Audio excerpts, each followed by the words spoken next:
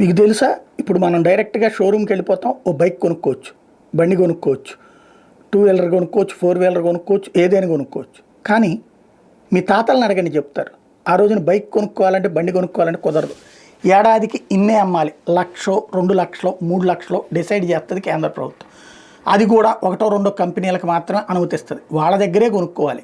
అది కూడా ఇవాళ ఆర్డర్ ఇస్తే 2 ఏళ్ల తర్వాత వస్తుందో 3 ఏళ్ల తర్వాత వస్తుందో తెలియనటువంటి సందర్భం ఉండేది.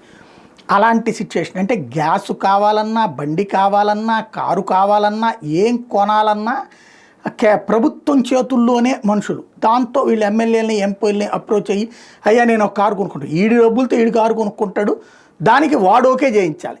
అక్కడ అలాంటి దరిద్రపు రాజకీయాలు దశాబ్దాల పాటు నడిపింది కాంగ్రెస్ పార్టీ. నిజమైన నియంతృత్వ ప్రభుత్వం నడిపింది. ఇప్పుడు కింగ్ జాన్ ఏదైతే కిమ్ అనేటటువంటి వాడు ఉన్నాడో, ఉత్తర కొరియాకి సంబంధించిన అధ్యక్షుడు, వాడు మరి కాంగ్రెస్ నుంచి నేర్చుకున్న పాఠాలేమో తెలియదు.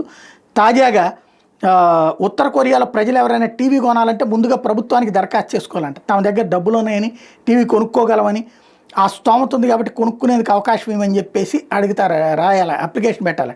వాళ్ళు వచ్చి అప్పుడు ప్రభుత్వ అధికారి అక్కడికి వచ్చి రహస్యంగా వేరే యాంటెనాలు ఇంట్లో లేవని ధృవీకరించుకున్న తర్వాత అప్పుడు టీవీ కొనుక్కోవడానికి పర్మిషన్ ఇస్తాడు. అందులో కూడా ప్రభుత్వ ఛానల్ తప్పించి ఇంకోటి రావడానికి వీల్లేదు. ఇది పరిస్థితి.